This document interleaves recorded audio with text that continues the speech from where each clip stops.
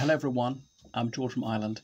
So this video is about Meghan Markle's recent interview with Oprah Winfrey, and of course Prince Harry joined in as well. So Oprah promised that there would be shocking revelations from her interview, and she largely delivered on that promise. So isn't it richly ironic that this gruesome twosome who care so much about privacy cannot wait to breach their own privacy and broadcast the most private details of their lives and their families' lives to the international media? Astonishing that you'd want privacy and then go on Oprah. Is there a slight dissonance here? Meghan, who's already breached her own privacy of correspondence by publishing letters and emails, breached her own medical confidentiality by revealing that she had a miscarriage and so forth. So these two make really weekly media appearances opining about all sorts of matters. But what they really want is to control the media. Meghan's a control freak in terms of her appearance, and I think the thing that probably really got her goat is being told no by certain courtiers. There's a protocol, I'm afraid you can't do that, Your Royal Highness. So she wants a carefully curated media image. She cares greatly about her appearance. I mean, that's not a bad thing. As someone in the public eye, particularly a lady, all right, that's probably meat. Anyway, so Meghan has a proven track record of use, abuse, discard. How long will Harry's shelf life last? He might be a keeper, actually, because she's not going to get someone who's really higher status than him or wealthier than him. I mean, let's face it, also, she is 39. So, her looks are not going to improve, are they? You might say that's cruel, but that is the plain truth. So, Duchess Meghan has previous with her father, with her siblings, with her ex-husband. So be kind, she says. All right then, pick up the phone, Meghan. Call your dad. He's very unwell. So unforgiving of her siblings. What have her sister and brother done to her? I don't know. Maybe they've done something dreadful. Maybe she's the innocent victim in this. I don't know. What did her husband do to deserve divorce after only 2 years of marriage? I've got no idea. No infidelity has been alleged. No cruelty. No abandonment on his part. So why did she dump him? I mean, you'd think in your 30s you're a bit worldly wise. You know what you're doing. You had a few relationships. And I realise if you're a teenage couple, you get married, you probably live to regret it, having wed in a hurry. But there are many celebs who loathe her. Now, I know Tinseltown can be bitchy. Is that just covetousness? They envy her success in bagging Harry. It reminds me of that 2015 reality TV show, I Wanna Marry Harry, where they got about 20 young American women and flew them to the United Kingdom. They were going to marry a multimillionaire bachelor under the age of 30, a British guy. They knew nothing about him apart from that, and they brought in a Prince Harry look-alike, and it spun it along for a fortnight, but it was hilarious. But I suppose that was her ambition. And of course, as though Prince Harry would select a bride with TV cameras all around. So the Duchess of Sussex appears to suffer from an overdose of introspection and self-pity, and the Duke of Sussex likewise. Now, she told us that some time ago, when she was in the United Kingdom, she considered committing suicide. What an astonishing and earth-shaking claim. She did not want to go on living. Well, I mean, the implication was unmissable. Now, I'm glad that she didn't take her own life. Doesn't suggest her marriage is terribly happy, despite being married to this bloke. Now, what was so dreadful to this guy? You know, you're young, you're healthy, you're good-looking, you've got tens of millions of adoring fans all around the world, you've got this healthy child, you've got a husband who loves you, you've got millions upon millions of pounds in the bank. Why would you want to kill yourself? I mean, I think that says it all, either about her flagrant mendacity or else her excessive self-pity. She's got the most magnificent life, a life that few can even ever dream of, and yet she was considering ending her life. Well, anyway, why? Because the press made some disobliging remarks about her. You know what? They're allowed to say things about you don't like, and then she accused the royal family of failing to protect her from the tabloid media. What did she think the royal family could do? I mean, the Queen does not have censorious right. I mean, Meghan's not stupid. She knows the UK is like not in the Middle Ages, right? The Queen cannot stop the press from publishing articles. They have the right to say what they want.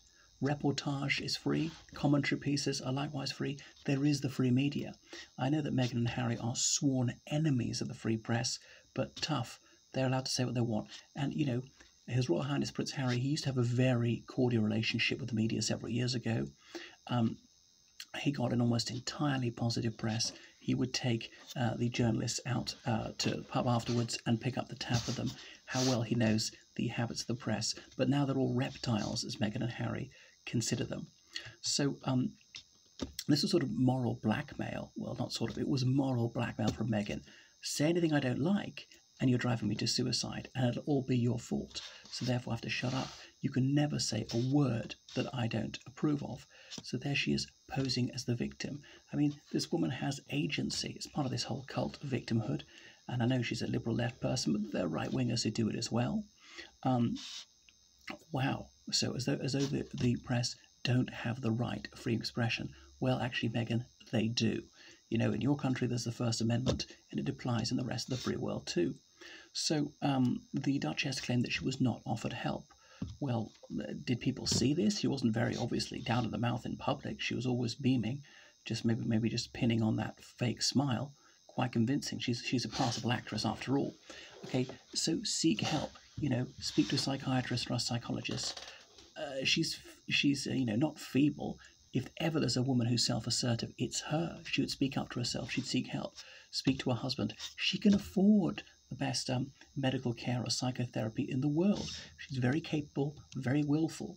Anyone who views this channel know that I detest her. However, she has qualities. She's resourceful. She's not an evil person. Anyway, she has seemingly authorized her husband from Suits, that actor, to savage the royal family. Is that bullying? I don't know if he got permission from her before he said all this very hurtful stuff. Maybe I'm wrong. But so often friends of hers have spoken to the media, which everybody knows is usually media speak from an off-the-record briefing, sources close to her, and obviously Prince Charles's office have done this kind of thing as well.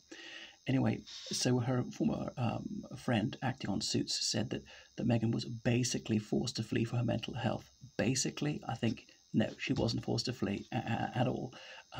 Because now, in case Meghan and her friend don't realise, there's such a thing called the internet, and television, and it doesn't matter where you are in the world, you can still be reported on. And there are things called planes. She's been doing a few private ones. So, yeah, it is possible for British journalists to cross the Atlantic the same way she travels. So no, living in California is not going to insulate her from a negative press. So now this whole concept of mental health has been warped beyond recognition to mean any unhappiness. If anyone ever says anything that I don't find entirely laudatory, you've damaged my mental health. If anything goes wrong. So mental health. This is now being used to mean having your nose put out of joint just slightly. The mildest criticism is damaging my mental health. If I don't get absolutely exactly everything I want now, it's bad for my mental health. There might be a slight problem with mental health if you have that attitude in the first case. I mean, you can look up her psychology, her personality disorder. So, so it basically negates things. If you say basically, then that negates the rest of the sentence. Any unhappiness is now a mental health problem. So anyway, so just think what she had. What was happiness for her? It was attention. 2019, the most Googled person in the world, more the limelight than she could ever have imagined. Adulation beyond compare, and obviously huge amounts of money. Prince Harry's got a fortune of tens of millions of pounds. And then Harry is whining that his family cut him off without a penny. Well, you know, sorry, you are 36? Yes, it's about time he started earning a living. And okay, he did get a salary in the army, but that was years ago, which is a fraction of his actual income because his mother left him tens of millions of pounds, which he inherited on his 18th birthday. So I don't think it's shocking that a young, completely healthy adult should actually work for a living, and work, in his case, just simply means give an interview once a month. So these egalitarians, who the hell do they think they are? They're milking royal status to the max. Why on earth would anyone listen to Harry if he wasn't royal? He's an unemployed ex-soldier. Do they typically get paid millions of dollars for these interviews? I don't think so, somehow. So, anyway, His Royal Highness Prince Harry said there were concerns about the baby's skin tone from another member of the royal family whom he shan't identify. Concerns? Is that the word? Did someone ask? I mean, so this Meghan, she's a mixed race, and Harry is white, and so their baby would be a quarter black or something like that. And actually, African Americans on average are 13% white, so Meghan's slightly less than half black. So you don't know what the skin tone is going to be. It doesn't make any difference. The person could be completely black, completely white, any shade in between. All are just as good. So maybe somebody asked, and we don't know, and it doesn't matter. Goodness, we're talking about turning a mountain out of a molehill. Maybe I'm wrong. Maybe the person did think that being fairly dark was a bad thing. Maybe someone is racially prejudiced, but they wouldn't say who it was. So it's not the Queen, they claim. It's not Prince Philip, who's known to be very politically incorrect. Who is it? Now, the Duke of York, that's Prince Andrew, he's been accused of saying distasteful things. It might have been him. He's obviously in enough trouble already. So why won't they identify this person? Come on, Meghan, usually you're fearless. You don't hold it in. Tell us who it is. Maybe because that person would vehemently deny it. So there's only one member of the royal household supposedly did this. So then Meghan reveals that she was reduced to tears over a disagreement about a dress for her wedding. This flower girl, Kate Middleton's daughter, Princess Charlotte, was going to wear. So Meghan wept. I mean, how nasty was Kate Middleton? I mean, I've never heard anyone say that she's remotely nasty. I call her Princess Vapidity Clothes Horse. I actually have more respect for Meghan than I do for Kate Middleton. I know Kate's not a bad person, just a rather bland person. So, and now does this show that Meghan is capable of histrionics, crying over nothing? I mean, yes, I know, Meghan, it's your wedding, but it's her daughter. And I mean, how bad was Kate Middleton's choice going to be? She's known to be the most stylish woman on earth. Wow. So you see this sort of self-dramatization, feeling sorry for herself. Her life is so melancholy, isn't it? Yet there are more sorrowful stories that Prince Harry said he's let down by Prince Charles. So yeah, these two want privacy, and then they're bringing out all the family disputes in public, breaching the privacy of every other family member, assuming that they're telling the truth, that is. So yeah, if you've got a criticism of your father, don't try and sort it out with him. Tell the world media, wow, how filial he is. So now Buckingham Palace staff claim to be left shaking and crying by Meghan Markle's antics. She's a princess in both senses.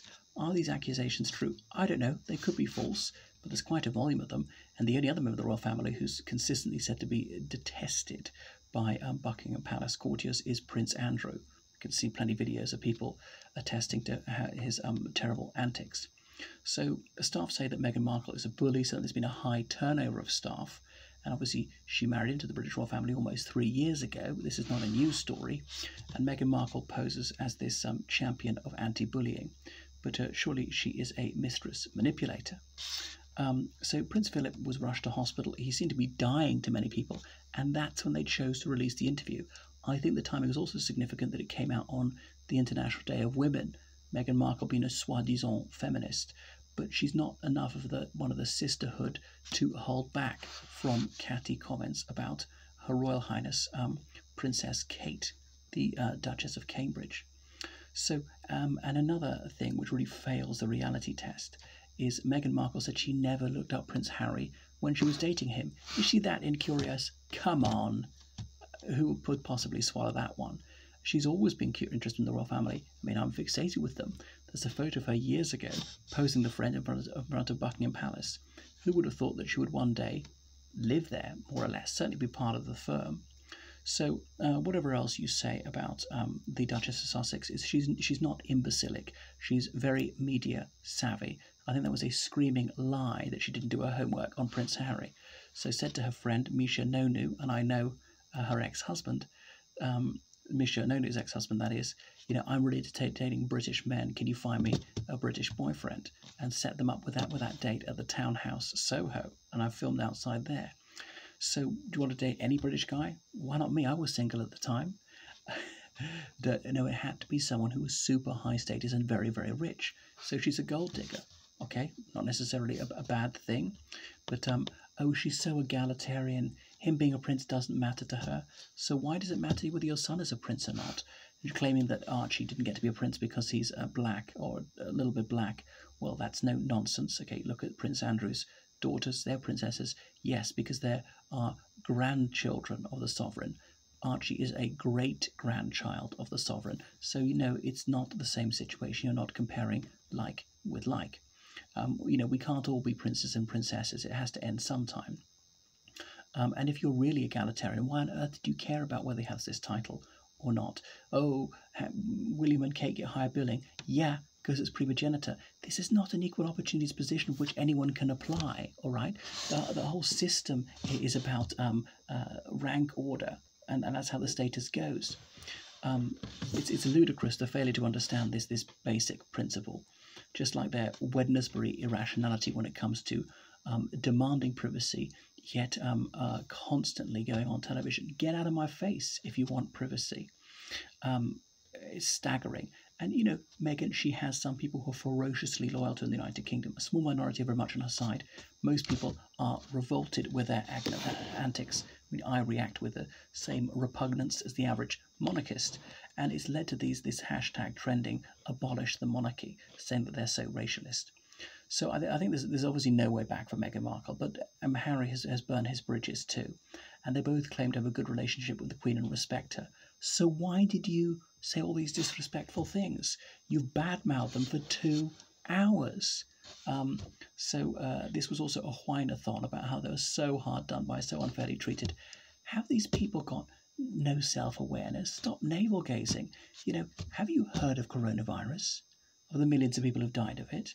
Of the tens of millions of people who are broke because of it, the mass unemployment, the huge public debt? You don't care one whit about that, only about yourselves. And there you are, subjecting us to your preachments from your $11 million mansion in Santa Barbara. And then someone was saying, oh, well, the royal family wouldn't provide them with a home.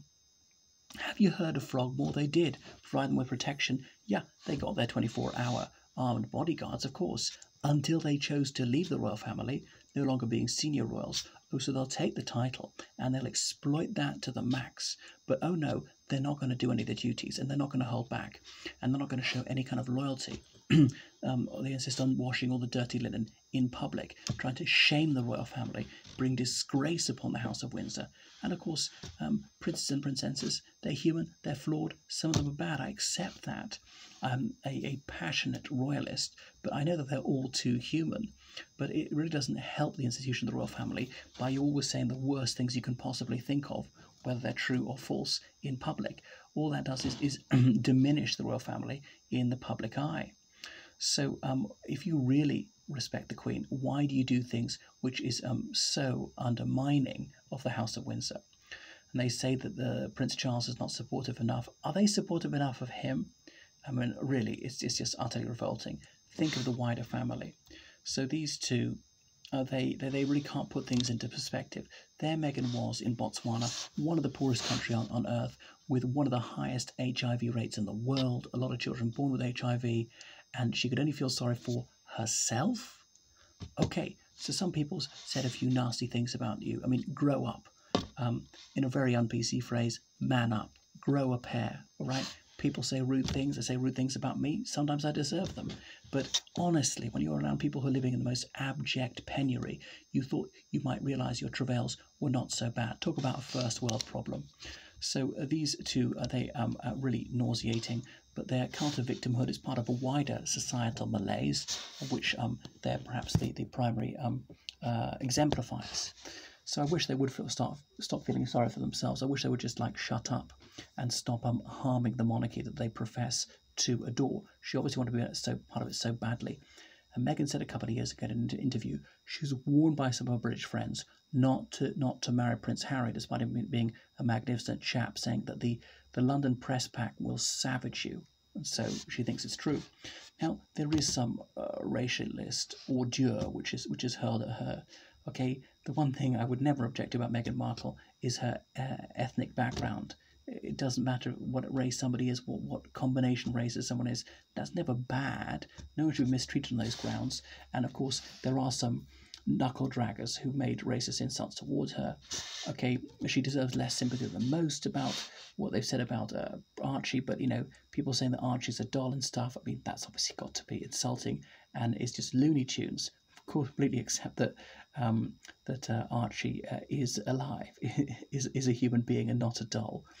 There are some more doubts about, did she have IVF? She became pregnant 3 times in 3 years in her late 30s, despite, so far as we know, never being pregnant in her life. Yeah, I mean, it's possible. It's just a little unusual. Why were they so cagey about the birth of the child? They actually lied to the public about the child's date of birth. Was this child born through IVF? I mean, no shame in that. Was it a surrogate baby? Was she really wearing a prosthesis? I don't know. I think there's a slim chance this is a surrogate child. But there we are. But of course, if this was a surrogate child, she can't possibly have had a miscarriage. And she really didn't need to share that with us, because that makes other people feel gauche and feel sorry for her. So don't cause them grief, others who don't really need to know about this. And there's no right or wrong way to reacting to grief. If you do actually feel sadness about miscarriage, some women just brush it off. It doesn't bother them at all. They might even come as a relief, frankly, if they didn't want to be pregnant, particularly in the very early stages of gestation. So some women choose to keep it quiet because they prefer to. Right? It's not because they're shamed into it or there's any stigma associated with it. Well, anyway, Meghan and Harry, I do wish they would put a sock in it, but I suspect they shan't, because blabbering their mouth off is the way that they're going to make their filthy lucre. So these two really are just utterly nauseating, the way they use private jets like taxis, and then they are lecturing to all of us about how we're going to have to reduce our carbon footprint, but they never practice what they preach. Wow, sickening, isn't it? All right, toodaloo.